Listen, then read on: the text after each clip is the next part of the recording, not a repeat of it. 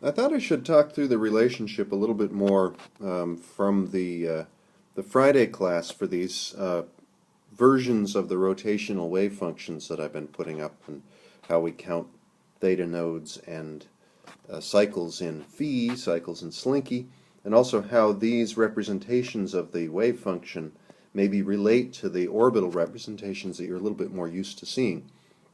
So up here we have one of the outputs you can get from my MATLAB script. This one's for y 40, meaning that L, the principal quantum number, the rotational angular momentum quantum number, is 4, but m sub L, the z component, m sub z, I'm sorry, the z component of the angular momentum is 0. So there's 0 angular momentum about the z-axis, and here's the z-axis. We're looking at the YZ plane basically, but the important thing is the y-axis. The vertical axis here is the z-axis, which I've drawn in black here and labeled. And now the theta, the main variable theta, goes from 0 to pi over 2. So it basically goes around through a half circle, and let's just put it off to the right here as a reasonable indication. So that's the range that we're allowed in theta. And the first thing we want to do is identify the theta nodes. And we're going from green to red. We have these bands. It looks kind of like Jupiter or Saturn here. And where the intensity is proportional to the magnitude of the wave function. So where the intensity goes to 0, that's where we've got a node. So we've got a node about here, about here, about here, and then one down there, roughly. So there's 4 of them. That means there's 4 theta variable nodes here. And we expect the total number of angular nodes to be the principal quantum number L. So we've already found 4 nodes. That's a pretty good thing. Now, the next thing to do is to look at the intensity. And the greatest intensity is right up there by the pole, where I have written z, and down there where we've written pi.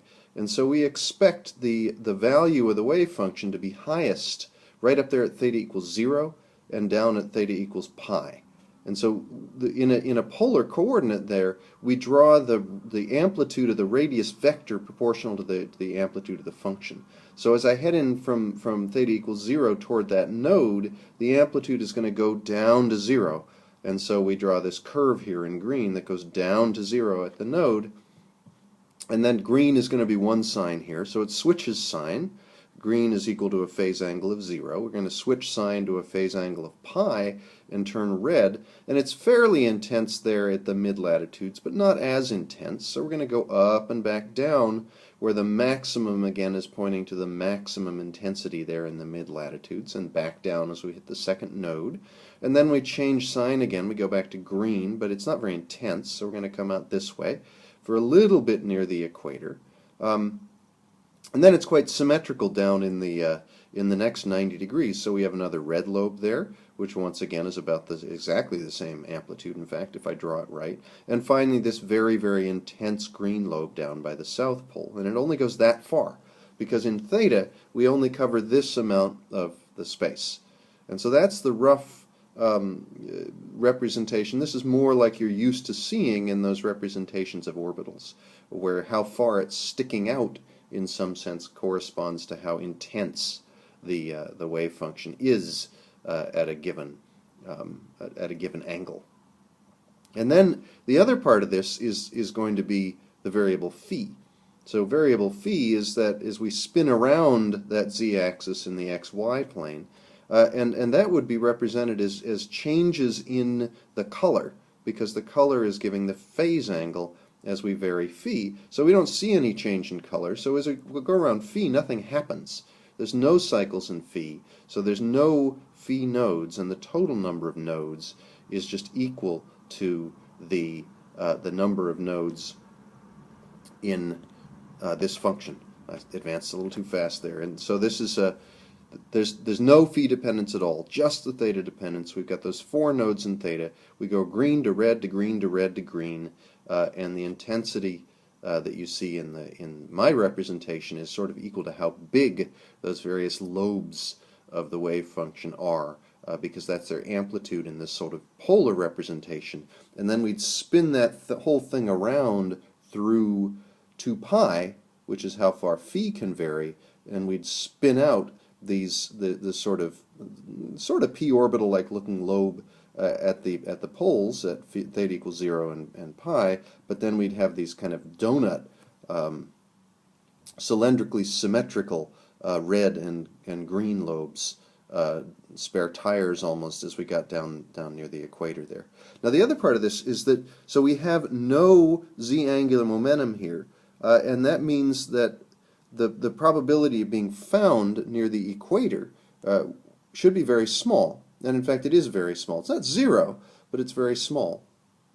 The rotation is mostly, the kinetic energy in rotation is mostly what I call a polar orbit. And remember, kinetic energy is related to curviness, and so we get lots of curvature in this wave function as we vary theta. And we have the maximum amplitude of finding the object near the poles. But if you think of it as an orbit, of course, you do expect to be able to find the object at essentially any latitude. It's just there have to be a lot of zero crossings or nodes to represent that large degree of angular momentum associated with going in this kind of polar orbit. So now we'll look at this other function. I've drawn up another function. This one is y41. So we're still using L equals 4 because they got lots of nodes. They're nice and colorful. But now I've added 1. So L is still equal to 4, but m sub z is now equal to 1. There is some z angular momentum in the function. And now we get all kinds of colors going on, and there's still all kinds of sort of banded structure and nodes and theta. So this is a little more complicated. But once again, we're going to draw on the z-axis, so that representation is the same. Now, you can't quite see it. You'd see it if you look down, but there's actually a hole at the pole. So now the value of the wave function is actually 0 right at the poles, right at theta equals 0 and theta equals pi. So at the north and the south poles there is actually a hole. But in terms of the theta nodes, those are where we see these bands of white, because that's where the function's actually going to 0. So there's one node there, that's node 1. There's a node right at the equator now, that's node 2. And there's a node down here in the southern hemisphere. So there are 3 theta nodes here. And once again, we can draw these lobes. So now there's a hole at the pole. So the lobe goes down to 0 right at theta equals 0, but rapidly heads up to a maximum there, fairly close to it's in the Arctic somewhere, and then goes back down to that node, node number 1, and then we change sign and we head off to sort of a red lobe there more in the tropics.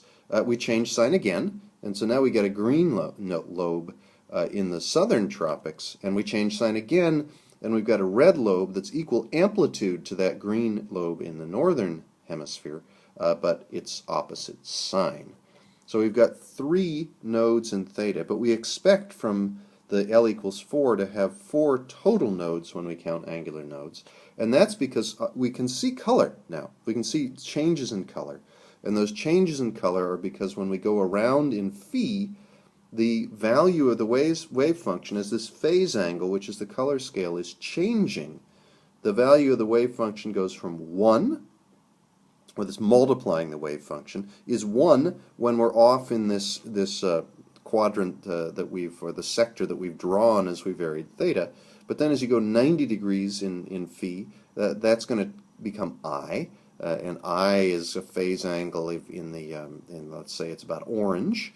And then you go another 90 degrees and you finally get to the red, where the angle is going to be -1, the phase function. And then you go another 90 degrees, another pi over 2, and it's going to be negative I. Negative I is some sort of bluish, light bluish color. And finally it switches at deep blue, is back to that deep blue to red, is when the phase angle goes back through the transition. So you have now this, as we spin this thing around the circle, the color, if you will, keeps changing. So by the time we get 90 degrees around the circle, as we go, 180 degrees around the circle, and we get to the other part that we see on the other side of the z-axis, the sign has changed from 1 to -1, but the complex value is actually changing continuously as we trace out the circle of these now 4 lobes with 3 theta nodes, and that one full cycle of slinky corresponds to the final angular node. So between 3 theta nodes and 1 cycle of slinky, we have 4 total angular nodes in this function. But now there is z-angular momentum. If there's any z-angular momentum, then you can't get right to the pole, because the axis away from the distance away from the rotational axis would be 0, and that's impossible to have any angular momentum with a radius of 0, because your moment of inertia would be 0. You can't do it, and so that's why it always goes to 0 at the pole. If there's any value of m sub z, if m sub z is anything but 0, it's always going to go to 0 there at the pole.